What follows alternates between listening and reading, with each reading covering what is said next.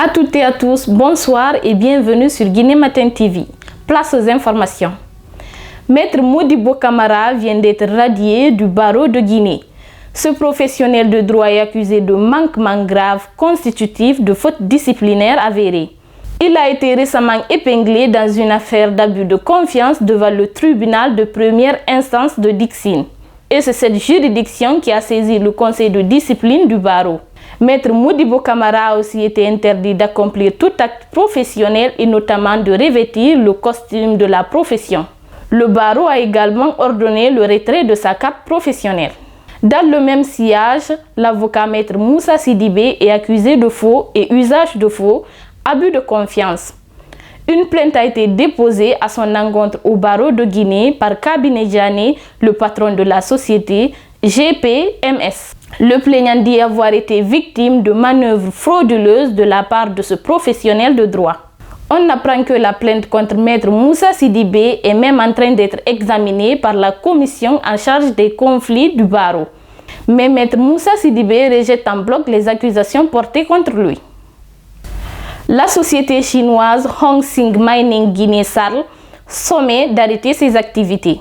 La décision vient du ministère des Mines et de la Géologie dans un courrier en date du 29 janvier dernier. Cette société minière semi-industrielle opérant dans les mines de Konkoé et Karakani dans la préfecture de Mandiana est accusée de non-respect des dispositions du code minier, notamment avec un impact négatif sur l'environnement par l'usage de substances chimiques nuisibles et plusieurs autres reproches. Plusieurs jeunes ont été arrêtés lundi soir à Wanidararay, en haute banlieue de Conakry. C'était à la suite d'un violent accrochage entre les forces de l'ordre et des groupes de jeunes opposés à une opération de déguerpissement des garages qui longent la route dans le quartier de la capitale guinéenne. Des jets de pierre et des tirs de gaz lacrymogène ont rythmé l'affrontement des deux camps.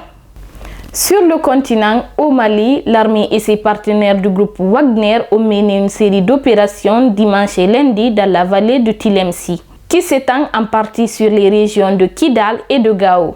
Sept rebelles indépendantistes du Front de libération d'Azawad, considérés comme terroristes par les autorités maliennes de transition, ont été tués. Selon les informations recoupées par RFI, auprès de nombreuses sources locales, une trentaine de civils, dont des femmes et des enfants, ont également péri au cours de ces différentes opérations.